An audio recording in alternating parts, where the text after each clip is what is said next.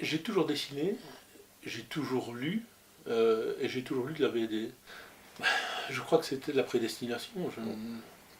J'étais fait pour dessiner. Très jeune, je lisais un roman et je le dessinais. Mais je ne savais pas qu'on pouvait gagner sa vie avec ça. La BD n'était pas connue comme elle l'est maintenant, quoi. Alors là, je me suis retrouvé à Saint-Luc où, à l'époque, il n'y avait pas de cours de BD. La BD était mal vue, et donc les professeurs ont essayé de me convaincre de faire autre chose que de la BD. Et pendant une année, c'était un grand brassage où ils mettaient tout le monde à niveau. Ce qui veut dire qu'en sachant déjà dessiner, j'arrivais là-bas et je devais dessiner une ligne droite à main nue, puis un cercle à main nue, puis un carré, puis les bases de la perspective. Et ça me faisait encore plus chier que le latin grec, parce que le latin grec, au moins j'apprenais quelque chose, là pas. Alors là, j'ai arrêté les études. Il y avait deux façons pour commencer la bande dessinée. Il y avait soit des magazines, qui étaient nombreux à l'époque, ou passer dans un studio. C'était la grande époque des studios. Les studios en bande dessinée ont été créés par des gens qui avaient des personnages qui avaient un succès qui les dépassait, et où ils avaient plus de travaux à faire pour faire du papier peint, des boîtes de chocolat, et qui prenaient des gens pour les aider à faire ça. Donc certains faisaient leurs premières armes ainsi, ou alors une revue, parce que il y avait très peu d'albums. Donc à l'époque, les albums étaient rares. Les albums étaient une sorte de consécration. La bande dessinée, c'était de la presse. C'était de la presse plus que des albums. Les albums, c'était la cerise sur le gâteau pour celui qui avait eu du succès. Donc il y avait deux façons de commencer. C'était le studio ou la presse, quoi. Et moi, mon premier album, je l'ai eu. Ce fut particulièrement long et fastidieux et dur. J'ai commencé à travailler en 69 et j'ai eu mon premier album en 85.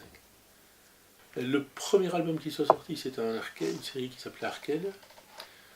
Puis j'ai eu un album des Libellules qui est sorti, ils sont sortis à 2 mois d'intervalle, et puis 2-3 mois après, Le Pierre Tombal.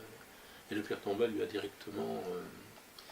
directement démarré, mais le personnage existait depuis 5 ans dans le journal, et l'éditeur ne voulait pas le sortir. Mais dans le journal, ça marchait bien, il y avait beaucoup de retours de la part des lecteurs, et donc ils le conservaient comme animation dans le journal. C'est une surprise que ce soit parti si fort, mais ce n'était pas une surprise que ça parte, parce que les courriers étaient vraiment... et on avait beaucoup de courriers de lecteurs. Mais maintenant, que ça dure toujours 35 ans après, là c'est une surprise. Et alors c'est une question aussi qui m'est souvent parlé, ça ne vous ennuie pas de dessiner toujours la même chose? Il y a plein de conceptions différentes de ce métier, mais ce qui est amusant aussi, c'est un peu comme ces vieux peintres chinois qui toute leur vie dessinaient la même fleur et qui n'arrivaient jamais à la perfection, et donc c'est chaque fois un peu différent. Et donc c'est très amusant d'essayer de trouver comment représenter le cimetière un peu différent, un angle de prise de vue, un éclairage, une couleur. Je crois que ce qui a fait le succès de cette série, c'est le fait que, pour moi, ce fait un exorcisme avec la mort de mes 4 frères. Quand on en a parlé avec Cauvin d'idées de scénario, le fait qu'il ait décidé de me proposer ça, c'était vraiment la preuve d'un scénariste, quoi, qui n'a pas fait un travail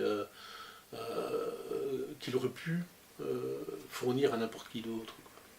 C'était vraiment quelque chose fait pour moi, et alors on a évolué ensemble, parce qu'on a travaillé depuis le début. Dans les derniers albums, il y a presque des petites réflexions sur qu'est-ce qu'il va y avoir après, pourquoi, qu'est-ce que j'étais bien ici, pourquoi est-ce qu'il faut passer de l'autre côté.